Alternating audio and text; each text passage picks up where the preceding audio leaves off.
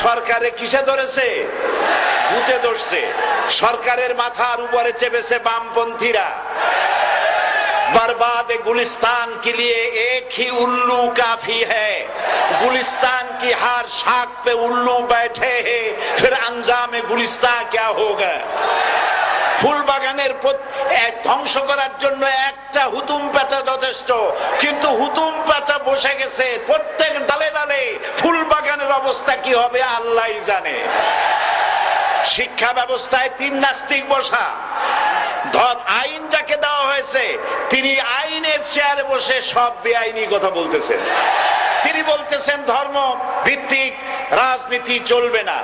প্রধানমন্ত্রী আপনি বলেন নাই আমরা আপনার কল্যাণকামী, যেভাবেই হোক আপনি প্রধানমন্ত্রী হইছেন, যেভাবেই হোক আপনি সরকারে গেছেন, আমরা চাই 5 বছর আপনি চালান, কিন্তু ভালো